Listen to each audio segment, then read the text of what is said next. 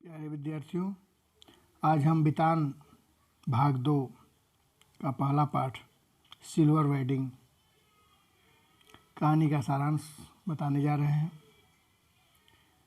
जिसके लेखक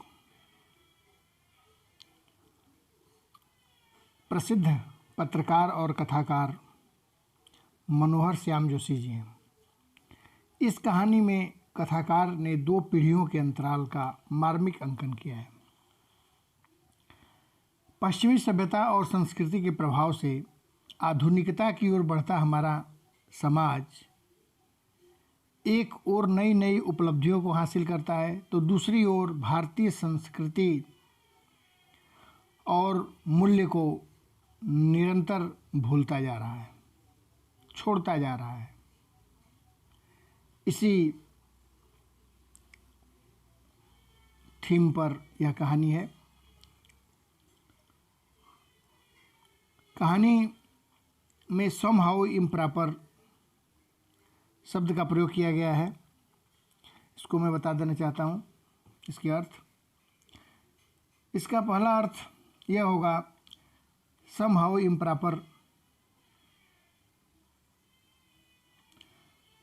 किसी भी तरह से अच्छा नहीं। मतलब यशोधर बाबू इस शब्द का प्रयोग कर रहे हैं, उन्हें वो किसी भी एंगल से अच्छा नहीं लगता था। दूसरा है जो हुआ होगा, यह भी इम्पॉर्टेंट है। यशोधर बाबू ने इस शब्द का प्रयोग किया है। तो जो हुआ होगा के 2-3 अर्थ हो सकते हैं। पहला है यथास्थिति ज्यों का त्यों स्वीकार कर लेना, जो हुआ होगा। दूसरा है भूतकाल में जो कुछ हुआ होगा उसे भूलकर यथास्थिति को ग्रहण कर लेना। और तीसरा जो हुआ होगा का अर्थ है भाग्य में था वैसा ही हुआ होगा, जैसा भाग्य में था वही हुआ होगा। तो शुरू करते हैं कहानी। यशोधर बाबू कहानी के मुख्य पात्र हैं। वे सेक्शन ऑफिसर के पद पर कार्यरत हैं। उनके अधीनस्थ कर्मचारी उनके कारण उनके जो अधीनस्थ कर्मचारी हैं, ये सिल्वर वेडिंग कहानी के उनके अधीनस्थ कर्मचारी उनके कारण कार्यालय में 5 बजे तक बैठे रहते हैं, क्योंकि यशोधर बाबू उस कार्यालय के हेड हैं। वो जब बैठे रहते हैं 5 साढ़े 5 बजे तक, तो नीचे के कर्मचारियों को भी बैठना पड़ता है।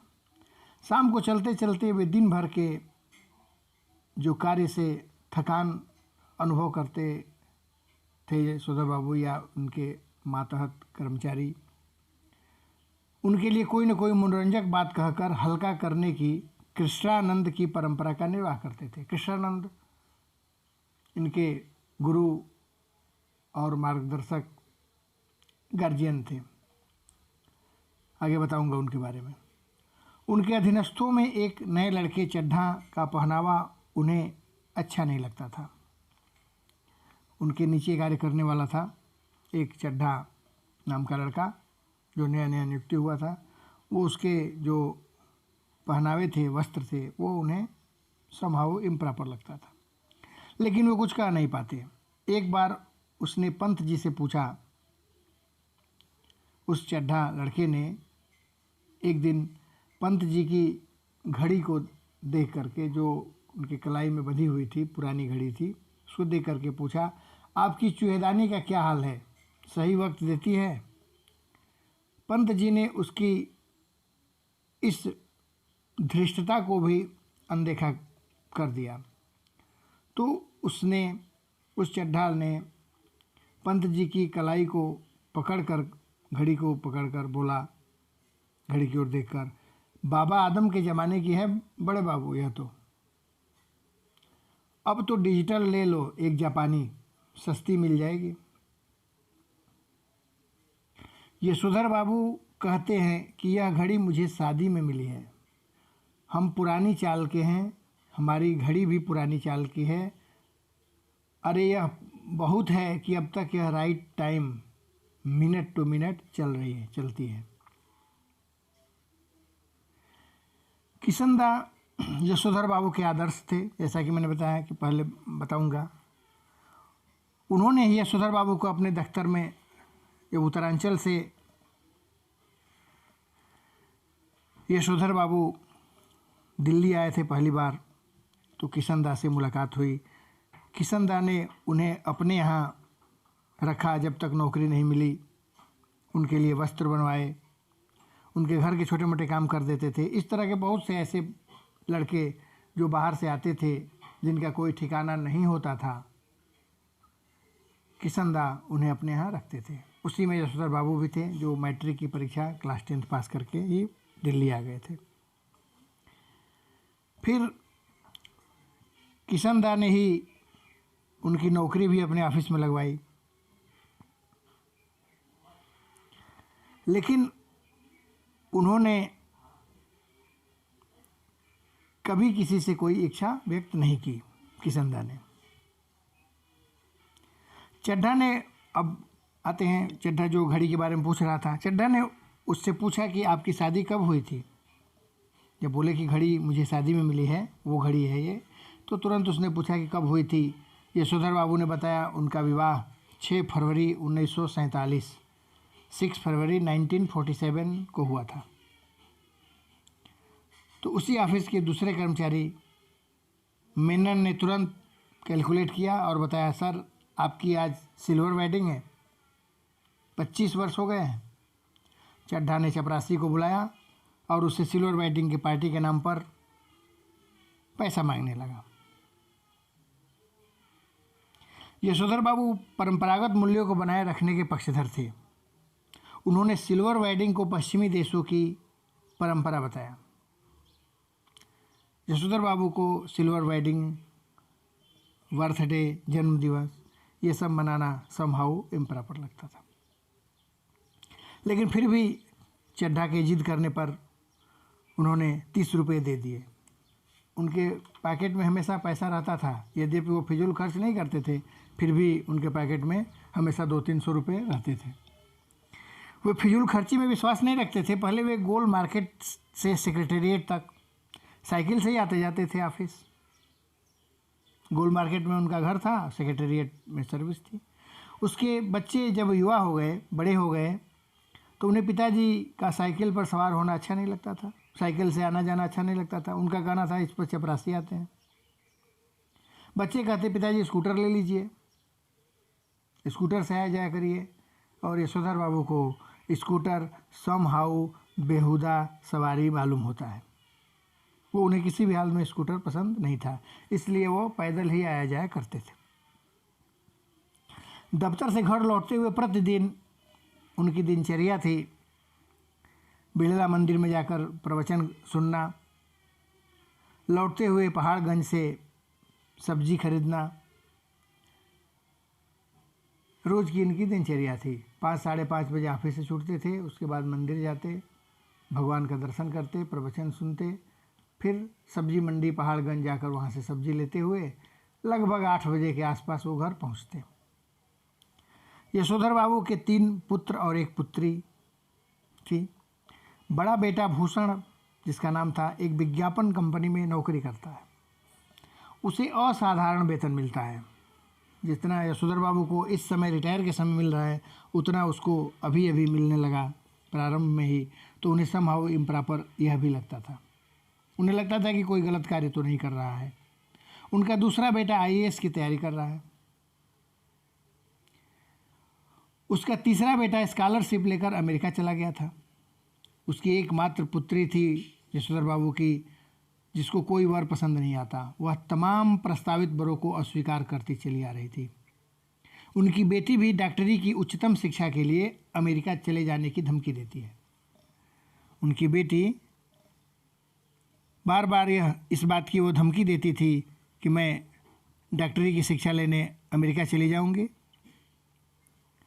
अगर आप शादी की बात करेंगे तो इस प्रकार से यशोधर बाबू बड़े दुविधा में रहते। यशोधर बाबू का कार्यालय सामने दिख रहा है, जिस पर बैठे हुए हैं फोटो में।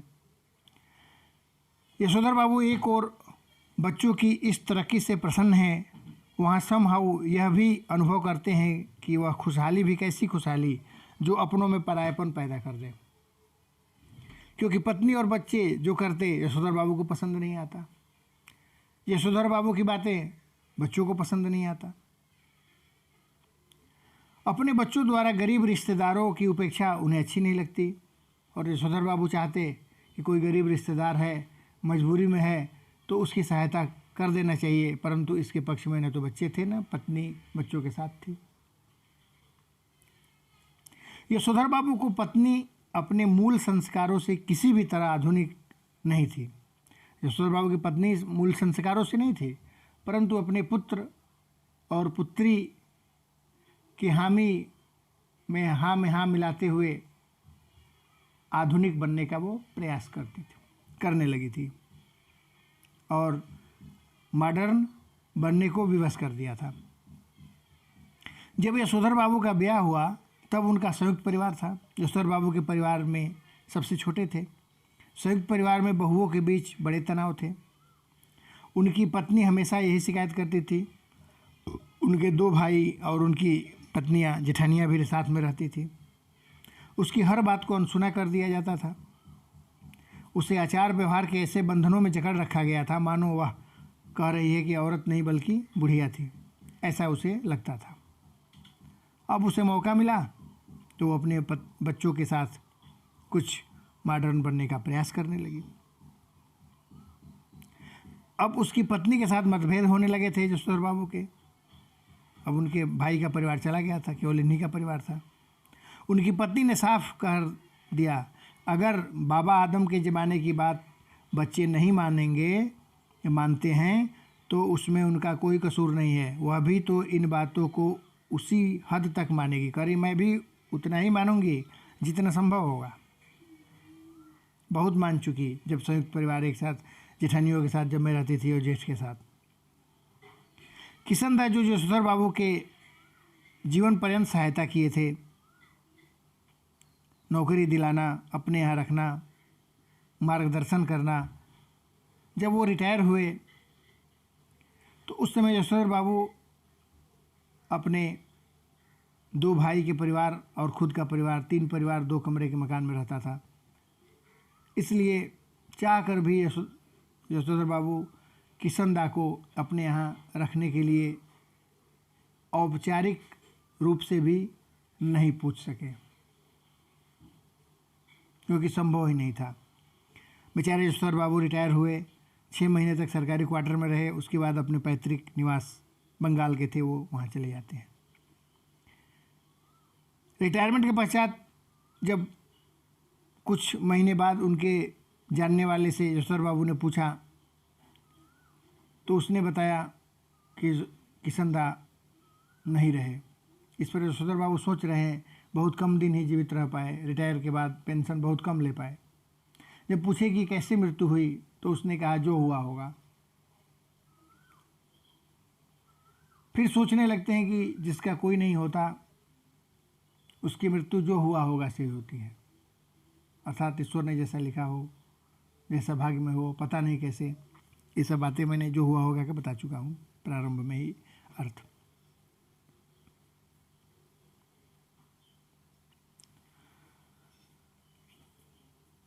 यशोधर बाबू अपने परिवार से औपचारिक आधार पर कभी नहीं जुड़ सके। हालांकि अपने बच्चों को पढ़ाया, बच्चियों को पढ़ाकर योग्य बनाया, फिर भी वो जुड़ाव, वो लगाव नहीं हो सका, क्योंकि प्राचीन परंपराओं को मानने वाले यशोधर बाबू थे और उनके बच्चे नई और पश्चिमी सभ्यता को मानने वाले थे। यशोधर बाबू की पत्नी समयानुसार स्वयं को बदल लेती है, लेकिन पंत जी ऐसा नहीं कर सके। वे मन ही मन स्वीकार करते हैं कि दुनियादारी में बीवी बच्चे उनसे अधिक सुलझे हुए हो सकते हैं, परंतु बच्चों का गैर जिम्मेदार होना कुल मिलाकर उन्हें अच्छा नहीं लगता था। यशोधर बाबू ने किशन दा की उक्ति, मूर्ख लोग मकान बनाते हैं। किशन दा हमेशा कहते हैं यशोधर बाबू से कि मूर्ख लोग मकान बनाते हैं और होशियार रहते हैं। उन्होंने मकान नहीं बनाया था तो यशोधर बाबू भी मकान नहीं लिए। और उस सरकारी आवास में ही रहते थे। बार बार पत्नी और बच्चों के कहने पर भी उन्होंने अपना मकान नहीं लिया। जब मकान टूटने लगा, सरकारी क्वार्टर तोड़कर बनाया जा रहा था, उस समय भी वो जो नहीं टूटे थे उस मकान में शिफ्ट हो गए। बदले में सीनियरिटी से अच्छे मकान मिल रहा था सरकारी आवास में भी, दूसरे कॉलोनी में दूर जाकर, तो उन्होंने नहीं लिया, अपनी कॉलोनी तक उन्होंने नहीं छोड़ा। ये सब भी बच्चों और पत्नी को अच्छा नहीं लगता था। वे सोचते कि मकान बनाने की क्या ज़रूरत है, जब तक नौकरी है नौकरी करेंगे, रिटायर के बाद या तो पुश्तैनी मकान में गांव चले जाएंगे, या फिर किसी लड़के को नौकरी मिल जाएगी तो ये क्वार्टर उसी के नाम से हो जाएगा और फिर हम उसी में रहने लगेंगे, बदलने की आवश्यकता ही नहीं पड़ेगी, वो क्वार्टर बना रहेगा हमारे नाम से। यशोधर बाबू चाहते हैं कि बच्चे उनका आदर करें और प्रत्येक बात में सलाह लिया करें, लेकिन बच्चों का ये कहना था, बाबा आप तो हद करते हैं, जो बात आप जानते ही नहीं आपसे क्यों पूछे। बच्चे चाहते हैं कि पंत जी बाजार से सामान लेने का सारा काम छोड़ दें। वो चाहते हैं कि सामान बाजार से जो मैं ला रहा हूँ वो मुझे न लाना पड़े, बच्चे लाएं। यह बात प्रस्ताव रखने पर उनके बच्चे तुरंत जवाब देता, जो बड़ा वाला सर्विस करता था, भूषण जिसका नाम था, कि घर में नौकर रख लेता हूँ, उसकी तनख्वाह मैं दे दिया करूँगा। परंतु यशोधर बाबू को नौकर रखना अच्छा नहीं लगता, उसके पक्ष में नहीं थे, क्योंकि उनका मानना है कि नौकरों को सौंपा हुआ काम चौपट होता है और सब काम अपने से करना ठीक होता है, ये उनकी सोच थी। यशोधर बाबू के बच्चे उनकी 25वीं विवाह का सालगिरह को बड़ी धूमधाम से मनाते हैं, लेकिन वो यशोधर बाबू को बताते नहीं हैं। जब यशोधर बाबू घर से ऑफिस से छूटे, मंदिर गए, बिरला मंदिर में जैसा कि प्रतिदिन जाते थे, उसी सालगिरह के दिन भी गए। अपने कर्मचारियों को पैसा तो दे दिए, लेकिन उस पार्टी में सम्मिलित वो नहीं हुए। वहाँ से निकले, मंदिर गए, बिरला मंदिर में जाकर प्रवचन सुनने लगे। प्रवचन के दौरान जनार्दन शब्द आया तो वो तुरंत अपने पाहुन उनके थे, बहन के पति जनार्दन, वो याद आने लगे, जो 2 दिन पहले ही उनका पत्र आया था। इस समय बीमार थे, परेशानियों में थे, तो उनकी इच्छा थी कि जाकर कुछ मदद किया जाए। प्रस्ताव रखते ही बेटे और पत्नी ने साफ मना कर दिया कि कोई ज़रूरत नहीं है जाने की, बेचारे उसमें खो जाते हैं। फिर जाते हैं पहाड़गंज, सब्जी मंडी से सब्जी लेते हैं। आज कुछ ज़्यादा ही देर हो जाता है, घर पहुंचते पहुंचते कुछ प्रतिदिन से अधिक समय हो जाता है।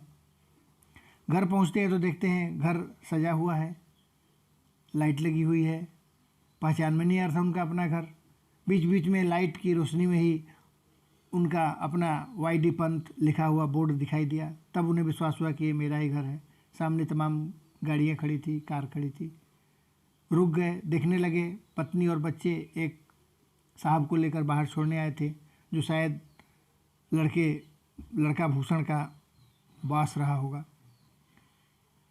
जब वह चला गया, उसे छोड़ दिए, तब धीरे धीरे अपने घर पहुँचे, अंदर गए। यशोधर बाबू सारे कार वाले मेहमान के जाने के बाद जब घर पहुँचे तो उनके पुत्र पुत्रियों के कई और मित्र और रिश्तेदार अब भी जमे हुए थे। यशोधर बाबू को अपने बेटों से अनेक तरह की शिकायत है, लेकिन कुल मिलाकर उन्हें अच्छा लगता है कि लोग उनसे ईर्ष्या करते हैं। ईर्ष्या इस बात से करते थे, लड़का भूषण गैस खरीदा, टेलीविज़न खरीदा, सोफ़े खरीदे, फ्रिज खरीदा, तो अगर आस पड़ोस के लोगों के पास नहीं था तो इन्हें इस बात का गर्व भी महसूस होता था कि मेरे पास ये चीज़ें हैं, तो इससे वो प्रसन्न भी होते थे। यशोधर बाबू न चाहते हुए भी पार्टी में केक काटते हैं, चाहते नहीं थे, परंतु कुछ बेटा और बेटी के मित्र, कुछ रिश्तेदार थे जो ज़बरदस्ती करने पर उन्हें केक तो काटा, परंतु केक को खाए नहीं। यह कहकर मना कर दिया कि इसमें अंडा होता है। पत्नी ने केक खाया, उसके जगह पर बच्चों ने लड्डू दिए कि इसको खा लीजिए, तो वो भी नहीं खाए, क्योंकि उन्होंने कहा कि अभी संध्या का समय है, मैं शाम को भगवान को की आराधना करता हूँ, पूजा करता हूँ, उसके बाद ही कुछ खाता हूँ। कहकर वो पूजा घर में चले गए और जाकर संध्या करने लगे। आज कुछ ज़्यादा ही वो संध्या पूजा देर तक करने लगे। पूजा करते हुए वो ध्यान रखते कि कितने लोग चले गए, बाहरी लोग चले गए या नहीं। जब उन ये आश्वस्त हो गए कि बाहर के सब लोग चले गए, घर वाले ही या कुछ खास रिश्तेदार रह गए हैं, तब वो पूजा घर से बाहर निकले।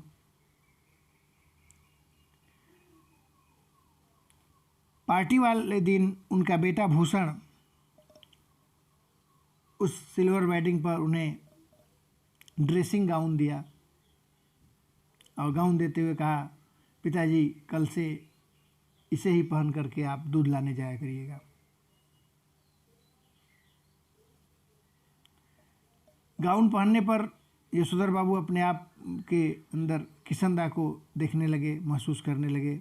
परंतु दूसरी तरफ उन्हें दुख भी हुआ कि बेटा यह कह रहा है कि यह गाउन पहन करके आप जाइएगा दूध लाने, ये नहीं कह रहा है कि पिताजी कल से दूध मैं ला दिया करूँगा। इस तरह की विरोधाभास में कि वो किशनदा की सोच जो प्राचीन थी और उनके बच्चों की आधुनिक और मॉडर्न थी, जो दोनों लोगों में तालमेल नहीं होता था। इस प्रकार संक्षेप में यह कहानी का सारांश पूर्ण हुआ। इसके बाद पार्ट 2 इसके अगले वीडियो में क्वेश्चन का आंसर हम देंगे। किसी भी तरह की अगर कहीं कोई प्रॉब्लम हुआ हो, समस्या हुआ, कुछ कठिन शब्दों को भी बता दे रहा हूँ। सेक्शन ऑफिसर, अनुभाग अधिकारी, सम हाउ इम्प्रॉपर, कुछ अनुचित, गधा पचीसी, बेफिक्री, 80 का फल, भगवान के चरणों से उठाए हुए आशीर्वाद के फूल, मातहतों, अपने अधीनस्थ कर्मचारी, बेहुदा माने बेकार, धृष्टता मतलब बदतमीजी, एक्सपीरियंस इंग्लिश का शब्द है, अनुभव, क्रुद्ध गुस्सा, ये सब कुछ शब्द हैं। रिटायरमेंट सेवानिवृत्ति, नागवार, असहनीय इत्यादि कठिन शब्द हैं। तो किसी भी तरह का प्रॉब्लम हो तो नेक्स्ट वीडियो में आगे के प्रश्न उत्तरों को बताएंगे, और कोई डाउट हो तो आप कमेंट करेंगे, उसे यथाशीघ्र दूर करने का प्रयास किया जाएगा।